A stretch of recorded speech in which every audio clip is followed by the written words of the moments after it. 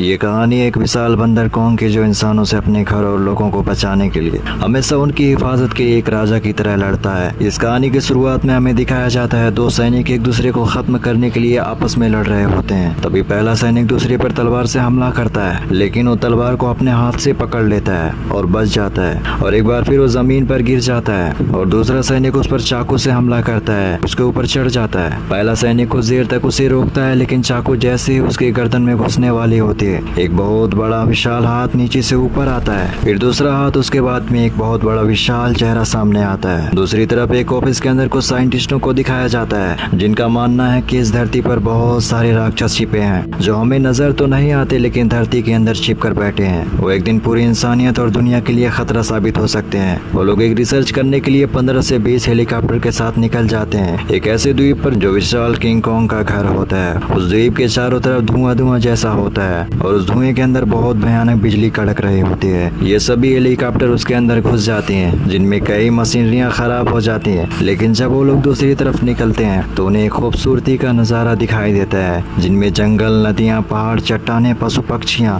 ये सब कुदरत की खूबसूरती का बयां कर रही होती हैं। जब ये लोग ये सब देखते हैं, देखते ही रह जाते हैं। लेकिन ये कहावत है कि जब कीड़ा कांड में हो तो चैन कहाँ मिलता है। एक सैनिक हेलीकॉप्टर से मिसाइलों को नीचे फेंकता है, जिसमें वो नीचे गिरते एक बहुत बड़ा धमाका होता है, जिसमें कई सारे जंगल के पशु पक्षी जानवर मारे जाते हैं। वो लगातार कई मिसाइलें नीचे गिराता है, जिसमें जंगल में चारों तरफ धमाका ही धमाका होने लगता है। जंगल के जानवर मारे जाते हैं। इस तबाही के बीच में बहुत दूर से एक उड़ता हुआ पेड़ आता है और हेलीकॉप्टर के अंदर घुस जाता है। वो हेलीकॉप्टर क्रैश होकर नीचे गिर जाती है। तभी दूसरे हेलीकॉप्टर पर एक विशाल हाथ हमला करता है, जिसमें जितने लोग होते हैं वो सब मारे जाते हैं। बचे पायलट जब कॉन्ग को देखते हैं वो देखते ही रह जाते हैं, क्योंकि विशाल कॉन्ग बहुत विशाल काय होता है। ये लोग उसके सामने चींटी के समान होते हैं। फिर भी जनरल कॉन्ग को चारों तरफ से उसे घेरने का आदेश देता है। ये लोग उसे चारों तरफ से घेर लेते हैं और उस पर चारों तरफ से गोलियां चलाने लगते हैं। कॉन्ग बहुत गुस्से में होता है। जब उसके नजदीक एक हेलीकॉप्टर पहुंचता है तो उसे एक मुक्के से मारता है। वो क्रैश हो जाता है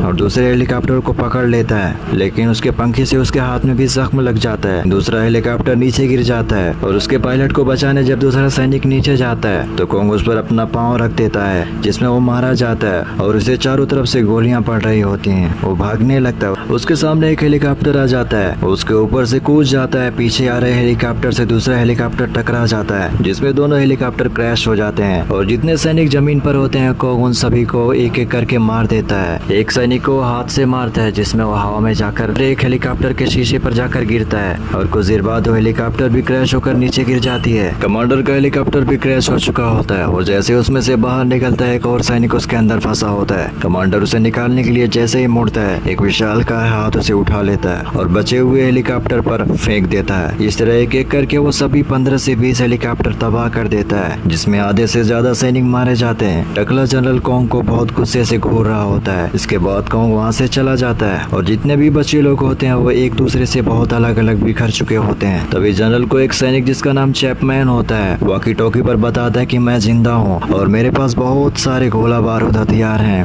और वो जनरल को अपना लोकेशन बताता है। जेम्स जब कुछ सैनिकों के साथ एक तालाब से गुजर रहा होता है तो उसी तालाब में से निकलकर एक विशाल काय भैंसा उन लोगों के बहुत नजदीक आता है। वो इन लोगों को बहुत गौर से देखता है, लेकिन इनको कुछ करता नहीं है और मुड़कर वापस चला जाता है। दूसरी तरफ सेना का जनरल कुछ सैनिकों के साथ एक बांस के जंगल में से गुजर रहा होता है। ये लोग जा रहे होते हैं। पीछे एक सैनिक रुककर पानी पीने लगता है। जब वो अपना सिर आसमान की तरफ घुमाता है तो उसका बाटल जमीन पर गिर जाता है और उसके मुंह के आर पार एक बहुत बड़ी विकराल मकड़ी का पैर घुस जाता है। वो सैनिक तुरंत मारा जाता है। इसके बाद वो मकड़ी अपने नुकीले पांव से इन सब पर हमला करने लगती है। ये लोग भी उस पर गोलियां चलाने लगते हैं। वो जाली फेंक कर एक सैनिक को ऊपर खींचती है, लेकिन ये लोग उसका पैर काटने लगते हैं, जिससे वो सैनिक बच जाता है। एक बार फिर वो जाली फेंक कर एक सैनिक को खींचने लगती है, लेकिन उसके पास चाकू होता है। वो जाला काट कर नीचे गिर जाता है। सभी लोग गोलियां चलाने लगते हैं और उसे भून देते हैं और उसी में उसका सर फट जाता है और नीचे गिर जाती है, जिससे उसकी मौत हो जाती है। जेम्स कुछ सैनिकों के साथ जंगल में बने एक खंडहर में पहुंचता है। मैसोन एक फोटो खींचने के लिए कैमरा खोलती है,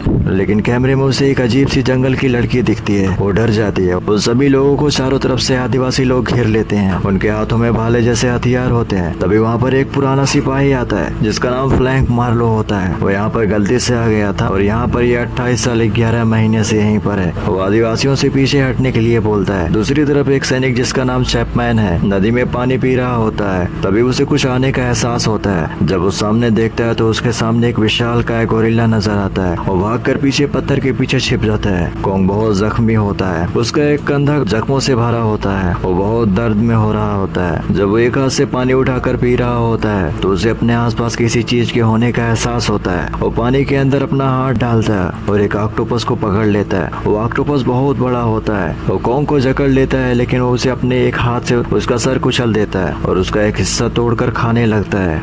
और ऐसा लगता है कि उसके आज के खाने का इंतजाम हो चुका है और वहाँ से उठता है और उसको घसीट कर लेकर चला जाता है। दूसरी तरफ उन आदिवासियों के कबीले को दिखाया जाता है जो नदी के किनारे बसा होता है। वो लोग इन सभी को रहने के लिए इजाजत दे देते हैं। ये लोग वहाँ पर जाते हैं जहाँ पर पत्थरों पर कॉन्ग को चित्रित किया गया होता है। यहाँ के सभी आदिवासी जंगली लोग कॉन्ग की प्रार्थना करते हैं और ये लोग उसे गॉड की तरह मानते हैं, क्योंकि कॉन्ग ही इन सभी को जंगल में रहने वाले खतरनाक जीवों से, खासकर जमीन के अंदर से निकलने वाले खोपड़ी राक्षसों से इन लोगों की हिफाजत करता है। देखा जाए तो कॉन्ग इस द्वीप का राजा है। फिर हमें दिखाया जाता है एक जंगली विशालकाय भैंसे को एक खोपड़ी राक्षस मारकर खा रहा होता है। लेकिन जब वहाँ पर कॉन्ग पहुँचता है, जब वो ये देखता है तो उसे बहुत गुस्सा आता है। उसके पीछे भी एक खोपड़ी राक्षस पहाड़ी पर आ जाता है। दोनों मिलकर उस पर हमला करते हैं। वो दोनों को एक एक करके हाथों से उठाकर पटक देता है और एक के सर पर अपना पैर रख देता है। दूसरी तरफ जनरल पानी के रास्ते आगे बढ़ रहा होता है। तभी उसके सामने एक अजीब सा पंछी दिखाई देता है जिसे वो निशाना लगाकर मार देता है।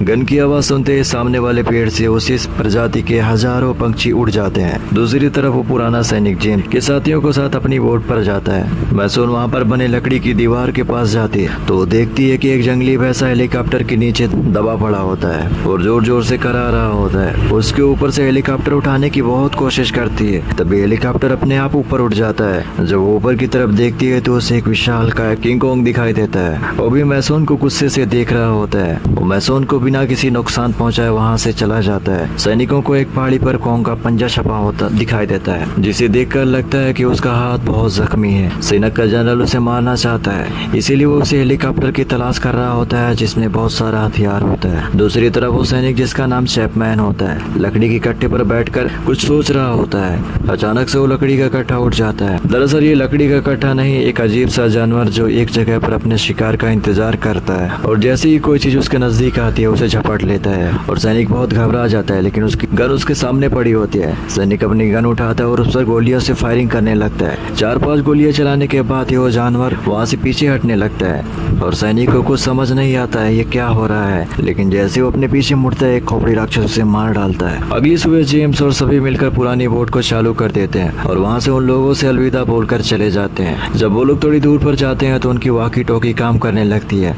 और जनरल से बात करते हैं और उनका लोकेशन पूछते हैं। जनरल एक फ्लेयर गन चलाता है। ये लोग उसे देख लेते हैं और उसी की दिशा में चलने लगते हैं। ये लोग खुश होते हैं। तभी एक पंछी आता है और नाव से एक आदमी को आसमान में उड़ा ले जाता है और बहुत सारे पंछी आ जाते हैं और उस आदमी को मार डालते हैं। ये लोग जब दूसरी टुकड़ी से मिलते हैं तो बहुत खुश होते हैं। जेम उन सबको वापस चलने के लिए बोलता है, लेकिन जनरल कहता है कि मैं अपने सैनिक चैपमैन को बचाने के लिए वापस जाऊंगा। और पुराना सैनिक हैंक मार्लो उन्हें बताता है वो सैनिक जहाँ पे है वो खोपड़ी राक्षसों का इलाका है, अगर जाओगे तो जिंदा वापस नहीं आ पाओगे। फिर भी जनरल नहीं मानता और सबको साथ लेकर चला जाता है। ये लोग एक जगह पर जाते हैं और वहाँ पर देखते हैं कि बड़े बड़े विशाल कंकाल वहाँ पर पड़े होते हैं। ये कंकाल कॉन्ग के माता पिता का होता है। ये लोग कंकाल के उसी रास्ते से होकर आगे बढ़ते हैं। साथ ही ये लोग चारों तरफ के कंकालों को बड़े ध्यान से देख रहे होते हैं। एक सैनिक सिगरेट चलाता है, थोड़ा सा पीकर उसे नीचे फेंक देता है, लेकिन नीचे गिरते ही वो ब्लास्ट हो जाता है क्योंकि उन लाशों को कई 100 सालों से हो चुका होता है, जिससे चारों तरफ पेट्रोल फैल चुका होता है। थोड़ी देर बाद कुछ भयानक सी आवाजें आती हैं। सब लोग छिप जाते हैं और उन सब लोगों के चेहरों को देखकर लगता है कि ये लोग बहुत ही ज्यादा घबराए हुए होते हैं। तभी उनके सामने एक खोपड़ी राक्षस आता है जहाँ पर पुराना सैनिक और जेम्स छिपे होते हैं। वहाँ पर भी एक खोपड़ी राक्षस आता है और उनके सामने मुंह से कुछ उगलने की कोशिश कर रहा होता है। उसके मुंह से एक इंसान की खोपड़ी बाहर आती है और ये खोपड़ी उसी सैनिक की होती है जिसकी तलाश करने के लिए ये लोग जा रहे होते हैं, जिसका नाम चैपमैन होता है।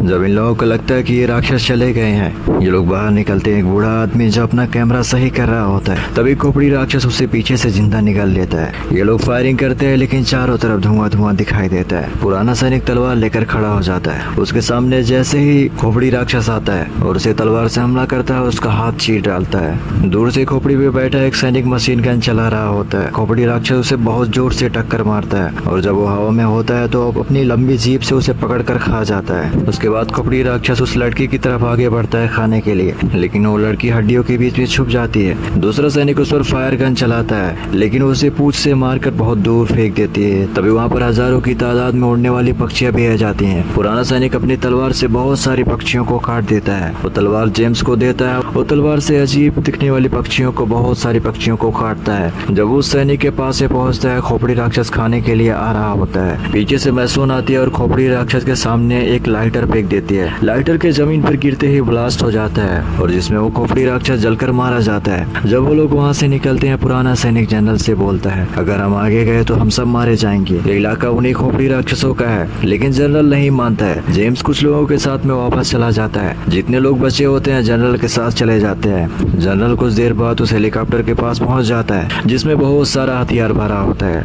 और ये लोग कोंग को मारने के लिए एक जाल बिछाने लगते हैं और पानी में पेट्रोल डालते हैं। जब जेम्स और मैसोन एक पहाड़ी पर खड़े होते हैं तभी वहाँ पर उन्हें एक परछाई आती दिखाई देती है जो इनके करीब आ रही होती है। ये कोंग होता है जो इनके सामने आकर खड़ा हो जाता है। मैसोन आगे बढ़ती है, अपना हाथ कोंग के चेहरे पर रख देती है। ये दोनों एक दूसरे को महसूस करते हैं लेकिन कोंग जैसे ही जाने के लिए पीछे मुड़ता है, जंगल में कई तरफ ब्लास्ट हो जाता है और कोंग ये देखकर बहुत गुस्सा हो जाता है और ये काम उसी टकले जनरल का होता है जो कोंग से बदला लेने के लिए ये सब कर रहा होता है। जनरल बदले की भावना में अंदर से जल रहा होता है। कोंग ये सब देखकर बहुत गुस्सा हो जाता है। वो जोर से दहाड़ता और उसे मारने के लिए आगे बढ़ता है। जैसे वो नजदीक आता है, जनरल जलती हुई मसाल पानी में फेंक देता है जिससे पानी में कोंग के चारों तरफ आग लग जाती है और उसमें जलने लगता है। फिर भी वो आगे बढ़ता है और दो सैनिकों को मार देता है, लेकिन वो खुद भी बहुत जख्मी हो चुका होता है और वो बेहोश होकर जमीन पर गिर जाता है। जनरल कोंग को मारने के लिए बम लगाने वाला होता है लेकिन तभी वहाँ पर जेम्स आ जाता है और उसे ऐसा करने से रोक देता है और जनरल को समझाता है कि कोंग जंगल को बचाना चाहता है, वो उसका घर है, वो किसी को नुकसान नहीं पहुँचाना चाहता है। लेकिन तभी पानी के अंदर कुछ हलचल नजर आता है। ये लोग उस तरफ देखते हैं, तभी पानी के अंदर से एक बहुत बड़ा खोपड़ी राक्षस बाहर निकल जाता है। वो जनरल की तरफ बढ़ता है। तभी कोंग की आंख भी खुल जाती है।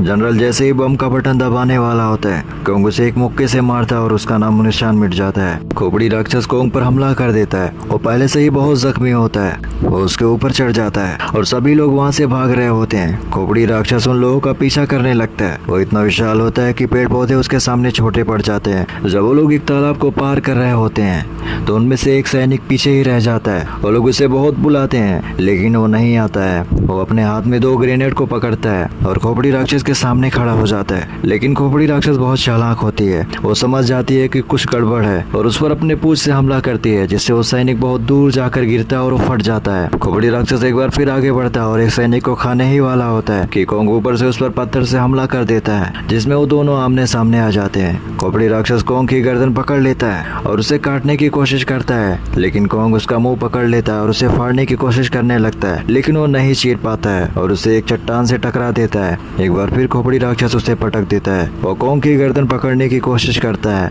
कोंग एक पेड़ उठाता है और उसकी एक लाठी बनाता है। जब खोपड़ी राक्षस नजदीक आता है तो उस पर जोरदार हमला कर देता है जिससे वो दूर जाकर गिरता है। एक बार फिर वह उठता है और उछलकर कोंग पर हमला कर देता है। वो उसकी गर्दन पकड़ लेता है लेकिन खोपड़ी राक्षस अपनी पूंछ से उसे लपेट लेता है और दूर फेंक देता है। कोंग जाकर पानी वाले जहाज के मलबे में गिरता है। उसमें एक लंबी जंजीर होती है जिसमें वो पूरी तरह जकड़ जाता है और उठ नहीं पाता है। खोपड़ी राक्षस उसके ऊपर चढ़ जाता है और जैसे ही वो अपना मुंह खोलता है, सैनिक पीछे से उस पर गोलियां चलाने लगते हैं जिससे उसका ध्यान दूसरी तरफ चला जाता है। तभी मशीन गन की सारी गोलियां खत्म हो जाती हैं और खोपड़ी राक्षस इनकी तरफ मुड़ जाता है और वो बहुत तेजी से आगे बढ़ रहा होता है। पीछे कोंग उठ जाता है और एक एक करके सारी जंजीरें तोड़ देता है और जोर से दहाड़ता है। मैसोन पहाड़ी से फ्लेयर गन चलाती है जो उसके सिर पर जाकर लगता है और वो ब्लास्ट हो जाता है लेकिन उससे उस पर कोई असर नहीं पड़ता है। एक बार फिर वो आगे बढ़ता है लेकिन पीछे कोंग जंजीरों से छूट चुका होता है और जंजीरों से बंधी पंखी को उठाता है और उसे दूर फेंकता है। जो खोपड़ी राक्षस के पीठ में जाकर घुस जाता है। वो उसे घसीट कर अपने पास में लाता है, जंजीर उसके गले से बांधकर उसे उठाकर पटक देता है और अपने हाथ से उसका मुंह पकड़कर उसे उठाकर बहुत दूर फेंक देता है, जो दूर एक पहाड़ी से जाकर टकरा जाता है, जिस पहाड़ी पर मैसोन होती है और नीचे पानी में गिर जाती है।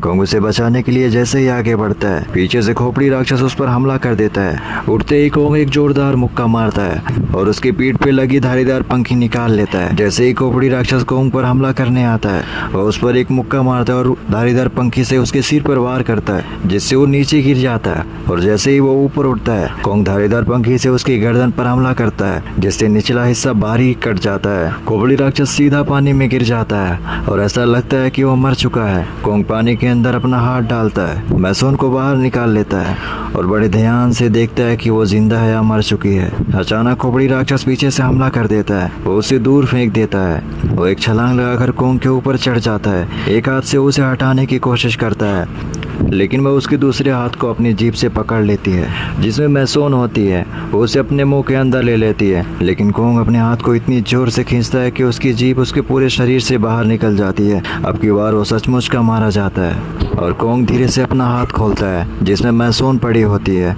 वो उसे नीचे रखकर उसे वहाँ से जाने लगता है। वहाँ पर जेम्स आता है, वो उसे उठाता है। आखिर में लोग उसी पुरानी नाव से वापस चले जाते हैं। फिर कोंग दो पहाड़ियों के बीच में आता है और अपना सीना जोर जोर से पीटता और दहाड़ता है और ये कहानी यहीं पर ख़त्म हो जाती है।